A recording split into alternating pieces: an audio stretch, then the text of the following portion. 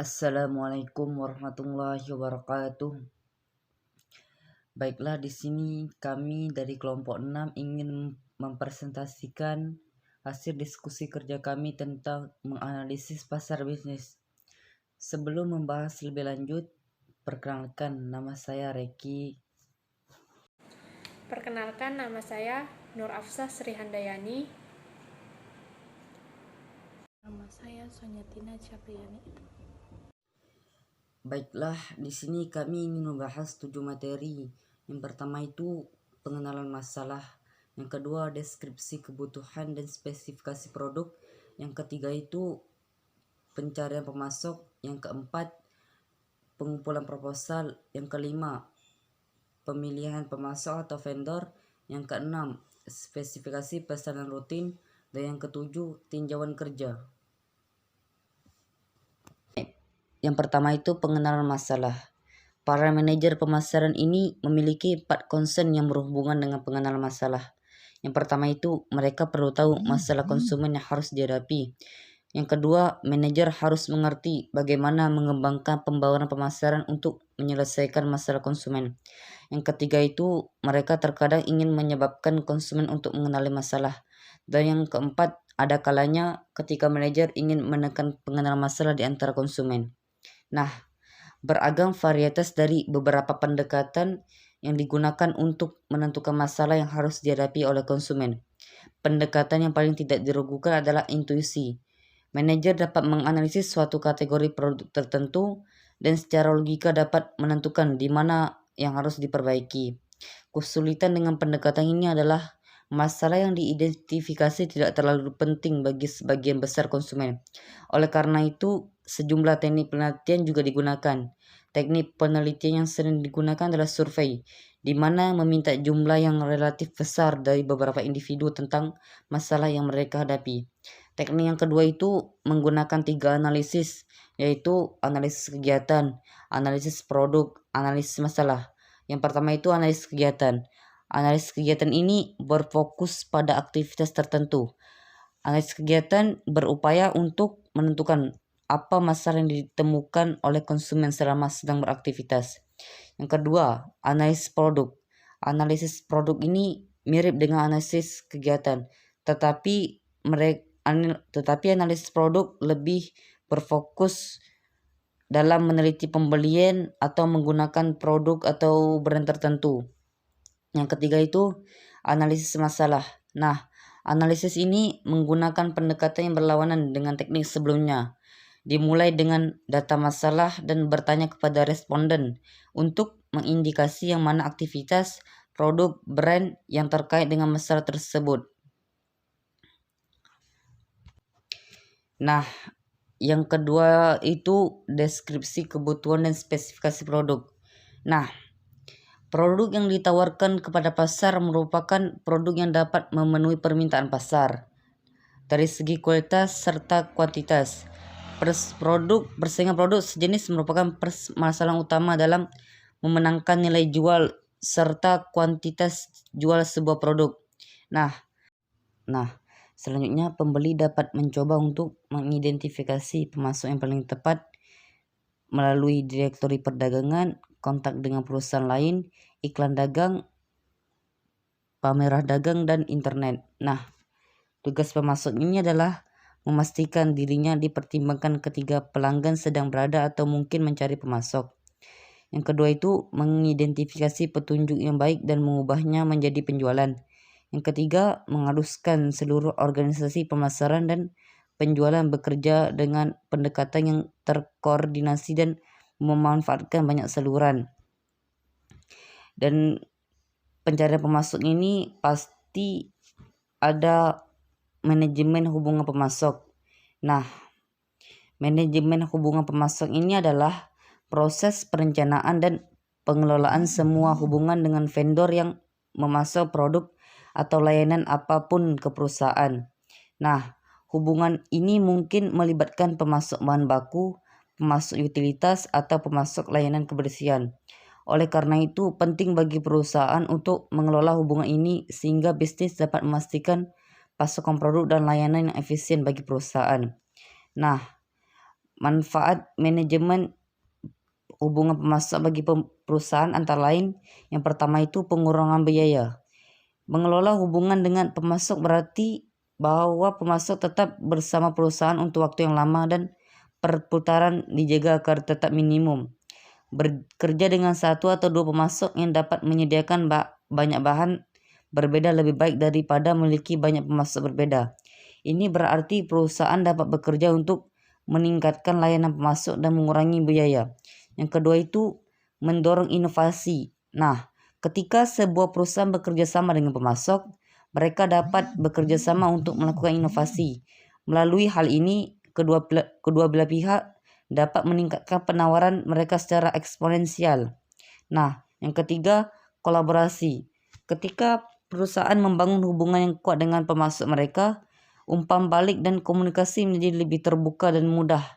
Kolaborasi menjadi lebih mudah dilakukan dengan cara ini, dan perusahaan dapat memberikan pengawasan kepada pemasok mereka sehubungan dengan cara meningkatkan layanan kepada perusahaan dan sebaliknya.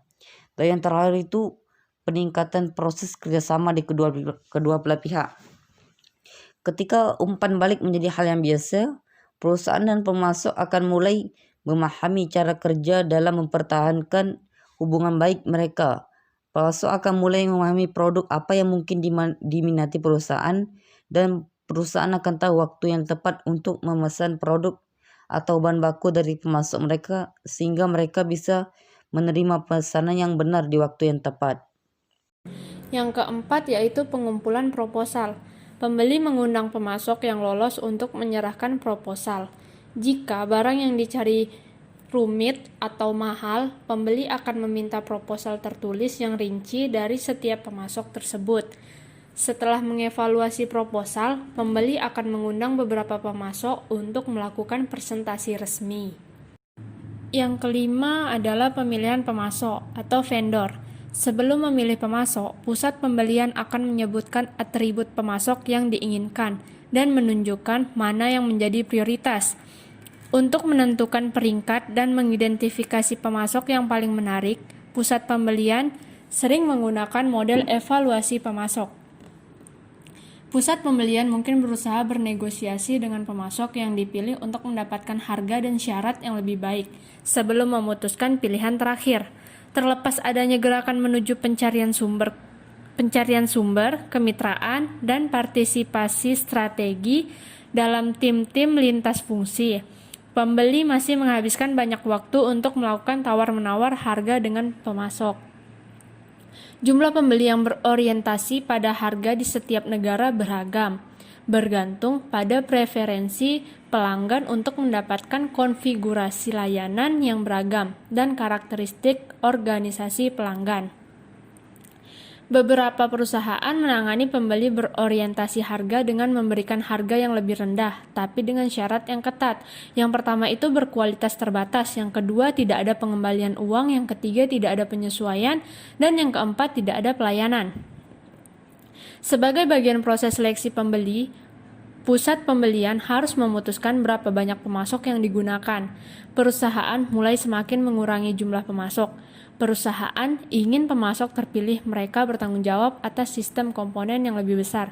Semakin mereka menurunkan harga setiap tahun sebesar presentasi tertentu, perusahaan-perusahaan pengembangan produk dan menghargai saran mereka. Bahkan ada kecenderungan menuju sumber pengadaan tunggal. Di sini saya akan menjelaskan tentang spesifikasi pesanan rutin. Setelah memilih pemasok selanjutnya, pembeli dapat menegosiasikan pesanan akhir, membuat daftar spesifikasi teknik, jumlah yang diperlukan, waktu pengiriman yang diharapkan, kebijakan pengembalian, jaminan, dan seterusnya. Dalam hal pemeliharaan, perbaikan, dan operasi, pembeli melakukan pendekatan blanket kontrak dan bukan pendekatan pesanan pembeli secara berkala. Sistem ini sangat mengunci pemasok dan pembeli lebih erat dan mempersulit pemasok luar untuk masuk kecuali pembeli tidak puas dengan harga, kualitas, dan pelayanan pemasok. Pembeli juga mendapatkan sejumlah keuntungan, konferensi modal, pendapatan produk terbaru, menerima pelayanan yang lebih baik, dan mendapat beberapa keuntungan pajak. Pihak memberikan lease akhirnya mendapatkan laba bersih yang lebih besar dan peluang untuk menjual kepada pelanggan yang tidak dapat melakukan pemberian secara langsung. Mengelola hubungan pelanggan bisnis ke bisnis. Pemasar bisnis harus membentuk ikatan dan hubungan yang kuat dengan pelanggan mereka.